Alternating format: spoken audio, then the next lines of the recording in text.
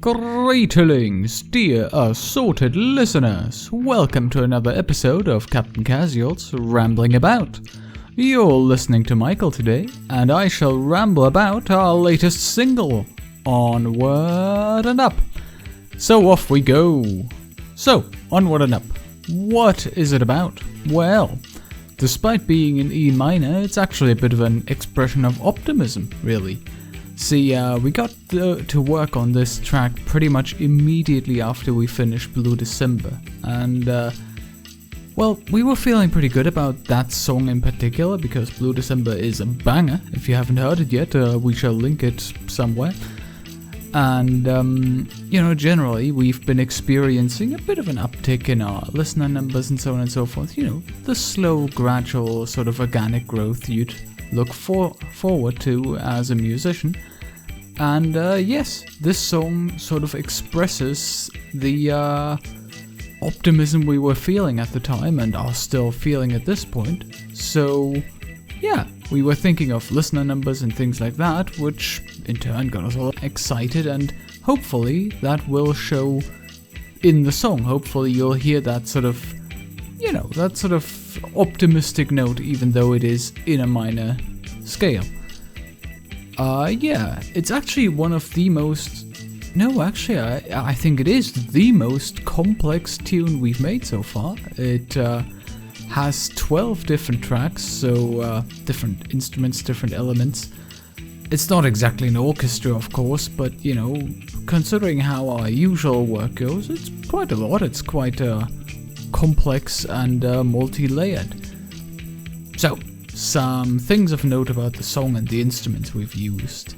Now, the bass instrument you hear being played right at the beginning and indeed throughout the song, that's actually a processed acoustic recording of our bass ukulele. Yes, that's a thing. We'll put a picture on the screen right here if we remember to do it. It's actually one of our favorite instruments, really. It's such an interesting thing. Very cool. It's fretless, but it has fret lines on the board, so, if you can't hear whether you're playing sharp or flat, which you should, but still, you can look and see if your fingers are placed correctly, which is neat. I will say though, incredibly hard to play fast, because the strings on that thing are made of so-called thundergut, which is basically like beige rubber, so it really sticks to your fingers. There are much more expensive special strings that sort of slide along your fingers more so you can fret faster. But, well, we haven't invested that heavily in the thing. They're very expensive strings. Cost as much as the instrument, almost. So, yeah, the guitar, we will have to admit right here, it's MIDI.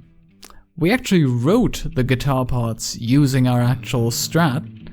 But since we're more of a keyboard guy, really, we're more of a generalist and keyboard guy when it comes to playing instruments, well, I'll be honest, we just couldn't quite make it sound good enough when playing it on our actual guitar. So we eventually gave that up and just went, okay, we've got sort of the song, well, the guitar parts written out with our guitar, but in terms of actually playing it at speed and making it sound good, we ended up using MIDI. Playing it on a keyboard. What can I say?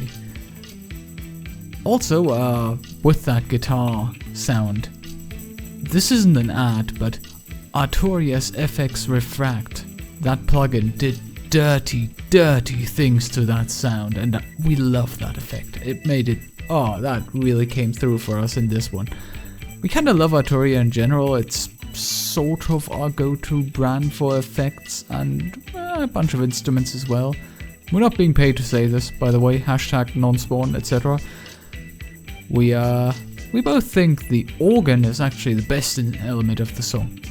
Really, it's in combination with the guitar, it gives the whole thing a more rock-like vibe, a sort of rocky feel to it that we hadn't really explored before. It's not really our usual style, we don't listen to a lot of rock either, but, inevitably, as we experiment more, we will be having more excursions in that direction at some point here and there, right?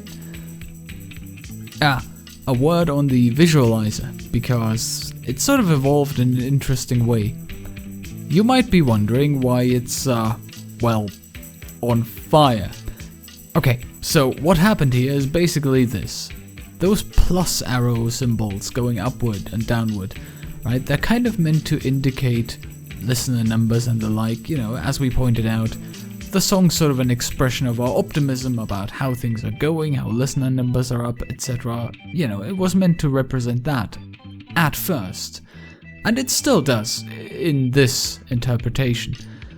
But as we were editing the video and animating those arrows, well, we couldn't help but be reminded of, well, not to get political, but we couldn't help but get reminded of capitalism.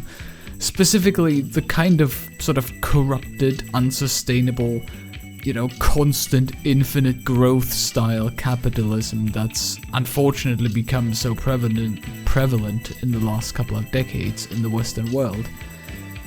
So, thus, the fire came about, and the song got a bit of an alternative interpretation as a sort of melancholic outlook on the, well, let's be honest, sort of scorched earth economies that many of us are sadly currently living in.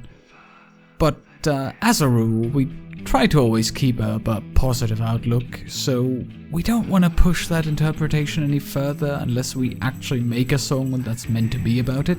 You know, we'll see about that, but yes, dear listeners, that'll do for today's ramblings, I think. We do hope you enjoyed today's show and found it interesting. Maybe even interesting enough to have a closer look at those like and subscribe buttons. That would be most kind. Also, check out all our music, of course, and follow our socials if you'd like. And leave a comment letting us know just how much you appreciate our alternative interpretation of the song, or just how much you despise us for not enjoying unsustainable forever growth. By the way, it feeds the algorithm, you know. But that's enough from us. Till next time, dear listeners, stay safe and have a good one.